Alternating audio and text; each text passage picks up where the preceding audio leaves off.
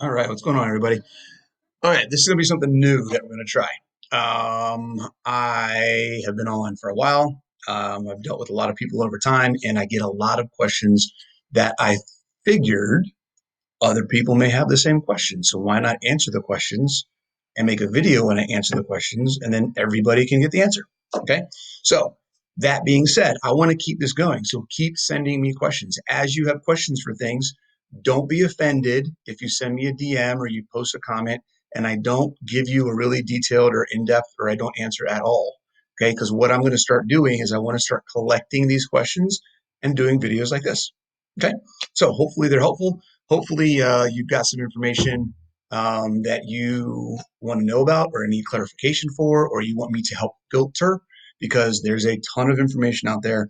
There are there's a ton of conflicting information out there, and sometimes it's a matter of figuring out how to take the information, apply it to your circumstances to come up with a decision on what you want to do.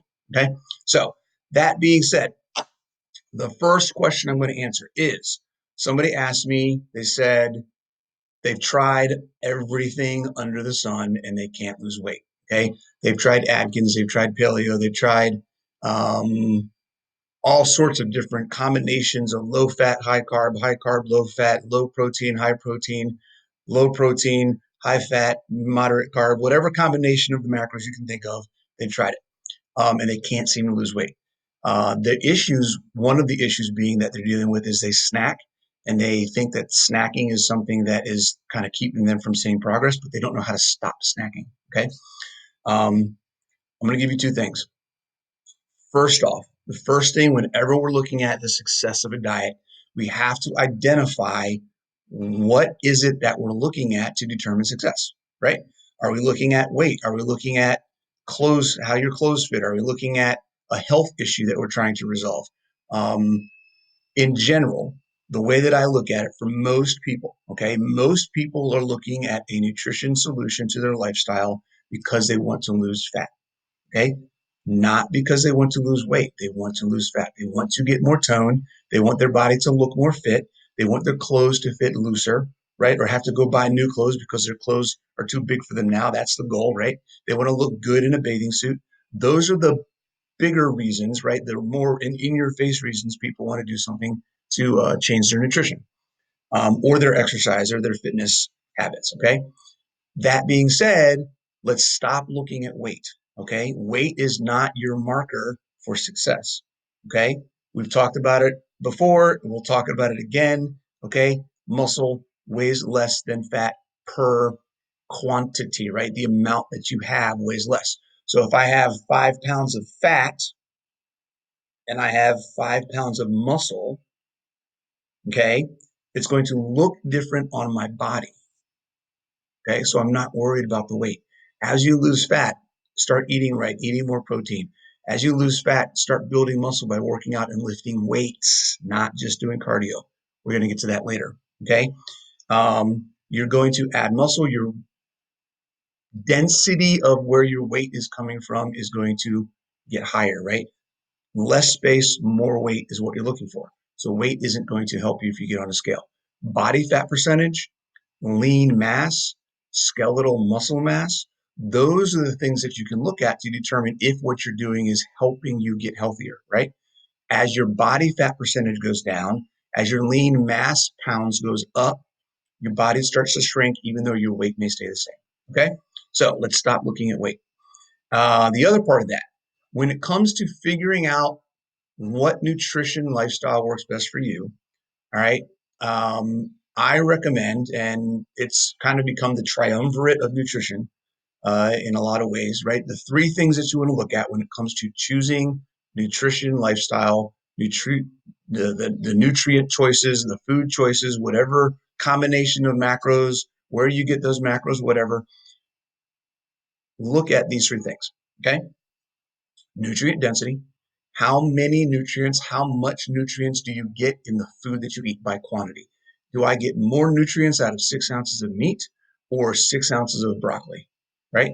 How much broccoli do I need to eat in order to get the same amount of vitamins and minerals that I would get in 6 ounces of meat, right? I think it's like 5 or 6 bowls of broccoli that you would need to eat to get what you would get in one 6-ounce steak.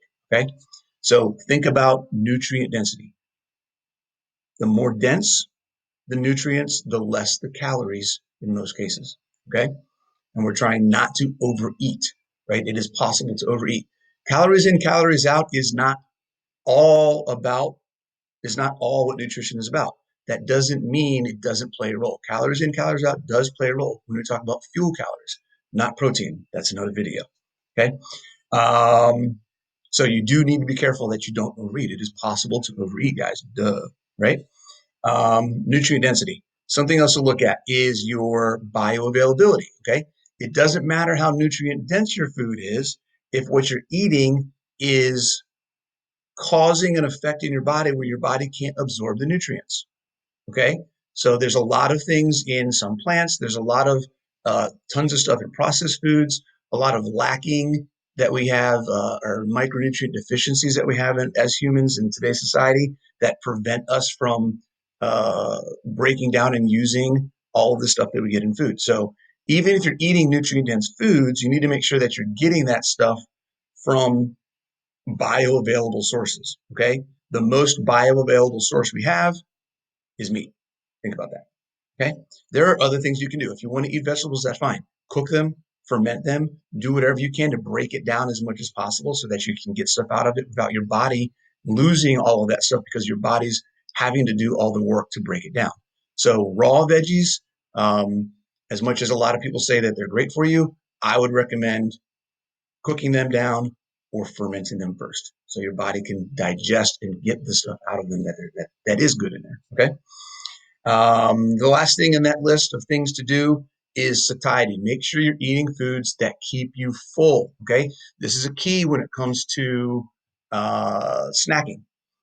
If you are eating the proper foods that you're getting nutrients from, that your body can use the nutrients from, okay, the food, the process of doing that is going to trigger things in your body, hormones in your body that are going to make you feel full. Okay. They're also going to make you stay full for longer so you will feel less need to snack because your body has gotten what it needs. Okay. Now, there's always going to be a mental aspect. There's a mental thing. I know I deal with it when I was first making a lot of changes. Okay. And I still, evening times are hard for me sometimes. Okay. 6 o'clock, 7 o'clock, 8 o'clock rolls around. I'm done for the day. I've already eaten my last meal and I'm kind of sitting around either watching TV or working on a project or doing whatever. And it just kind of, ooh, I would like something to snack on. Okay. Some things you can do there, right? Soda water is great. Water in general, drinking something. If you have to absolutely have a snack, make sure that it's more protein, I would say, in my recommendation, than fat or carbs for sure. Um, and it's a mental game, guys. When it comes to that one piece, that is something you have to decide. I have a habit and I need to change the habit, right? It's not about willpower. It's not about you should or shouldn't do something. It's about building a new habit. So come up with something else that you can do instead of that snack that will take your mind off of feeling like you need it, even though you know you don't. Okay. Building habits is a huge part of coaching, is a huge part of going through the process of changing your life. It's one little thing at a time that builds up, builds up, builds up, and then gets to where you're at. Okay. So don't be discouraged. If you tried a bunch of different things, focus on those three things: nutrient density, bioavailability, satiety. Okay. And build new habits around those three things and see if you start seeing a change. All right. Another question. What do we got here? We've got, I can't get rid of belly fat. What exercises can I do to get rid of belly fat? Okay. First thing to understand, you cannot spot reduce when it comes to fat. It is not possible. Okay. Fat is going to burn off wherever fat burns off. Okay. So if you see a video, if you see an ad that says how to lose belly fat in 60 days, just ignore it. If you see an ad that says how to lose the fat in your arms, the flabby fat under your arms in 30 days, just ignore it. Okay. It's not possible. Okay. Um, you cannot target where the body is going to pull fat from because you also can't determine where body's going to put fat, right? So I eat fat and it goes to my belly, right? As if my body starts adding body fat, I gain it around my belly first. Okay, belly button area, right around my belt. Okay, that's where I get it first. I know people who get it in their legs, right? I know people who get it in their arms, their upper body. I know people who get it in their face first. Okay. Then there's some people who you can't even see because they get it internally, they get what's called visceral fat. So they look skinny, but they have a high body fat percentage because all the fat is inside their body around the organs, right? That's even really worse. Okay. We definitely don't want that. So you can't determine where your body is going to put body fat. You cannot determine where it's going to pull it from. All you can do is increase the overall amount of fat that your body uses. Okay.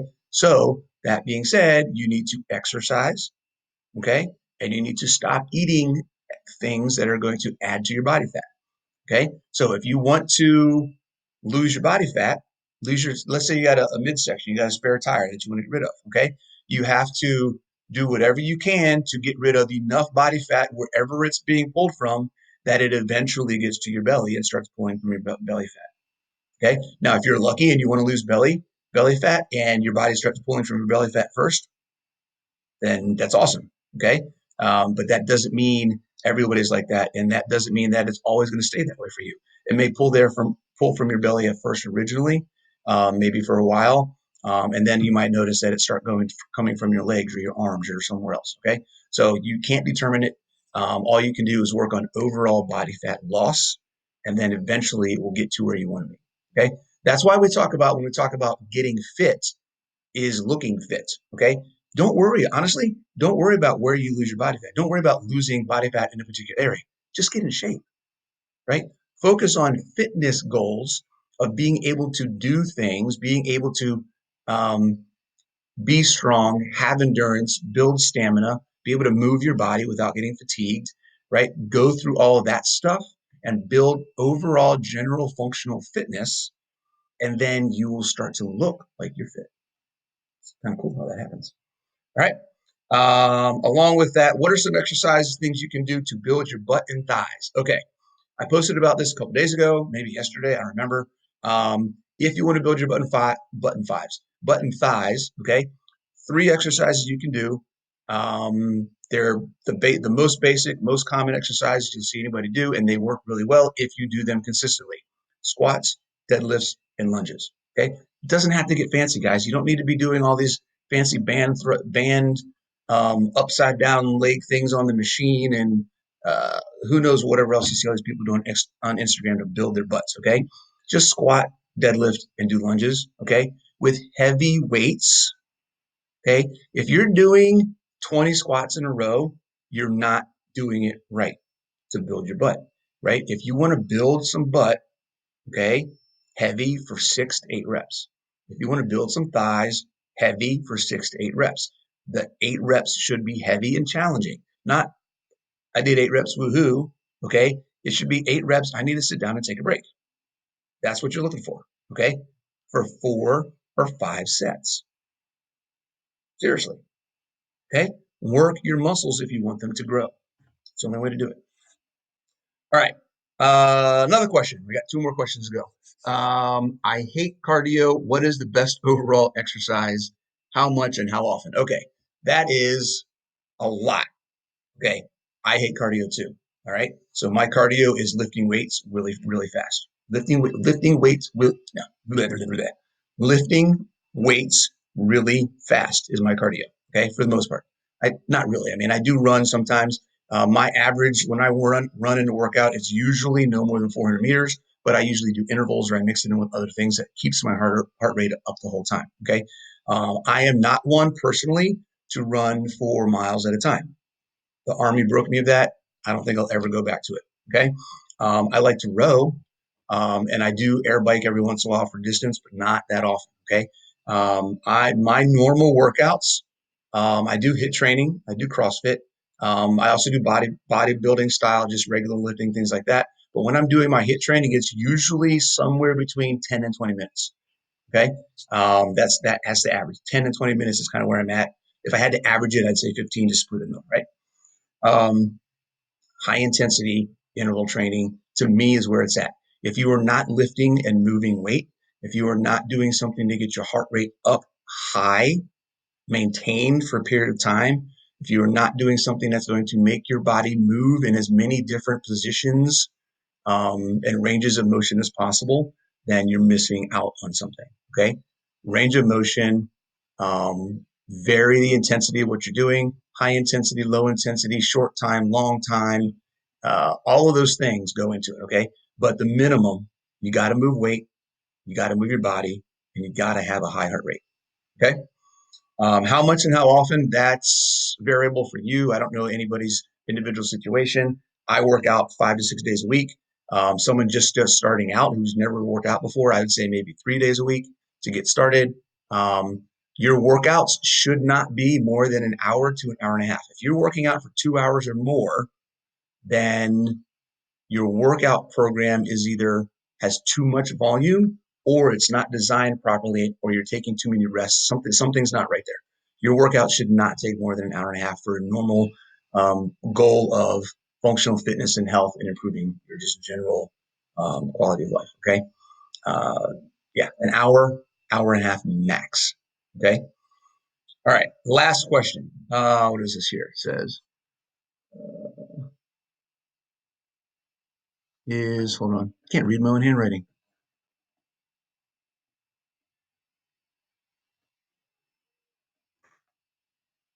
1 second. How bad is that? Oh, breakfast. I just wrote really quick and I couldn't read breakfast. Okay. Is breakfast the most important meal of the day? The answer to that question is yes. Breakfast is the most important meal of the day, but not because of what you think. Okay. Breakfast, by definition, is the first meal after you break a fast. Okay. Most people's longest period of time in a day where they don't eat is from the time they go to sleep and the time they wake up. So breakfast being that first meal of the day is the most important thing because it's the first thing you're putting in your body that your body has to use after not eating for a long period of time. Okay. That being said, it doesn't have to be at 8 o'clock, 5 o'clock, 7 o'clock, and 9 o'clock in the morning. Okay. My first meal of the day is usually around 11 or 12 in the morning, afternoon. Okay. Lunchtime ish is usually the first meal I eat. Okay. I stop eating around, on a good day, I stop eating around 6 to 7 o'clock in the evening, 6 o'clock in the evening. And then I don't eat again until 12 o'clock the next day, 11 o'clock the next day. I have a long period of time where I've given my body a chance to reset. Okay. I'm not going to get into intermittent fasting. I'm not going to talk too much about all the benefits of intermittent fasting and all that kind of stuff. Don't need to go there right now. Just remember that the first thing you put in your body is important. Okay. It needs to be nutrient dense, right? Bioavailable and satiating. It needs to keep you full. Okay. So that when you do have that meal, it keeps you full for a long period of time and allows you to do the things you need to do, have the energy you need to have, and not feel like you're craving something, like you're going to crash, or that you need a snack. Okay. So, yes, breakfast, as in the first meal you have after breaking a fast, is important. How long you go for that fast, that's a different discussion. We can talk about that another time. But remember, it is important. Okay. Um, Going back to the three things we talked about at the beginning of the video: nutrient density. I'm going to say it again: nutrient density, bioavailability, and satiety. It's got to keep you full. All right, guys. I hope that those answered some questions. If you have any more questions, I want you to ask them. Please, please, please ask them so that I can do more of these videos. I love, if you haven't figured out, I really like doing videos. I like talking about stuff. So let me know. See you soon.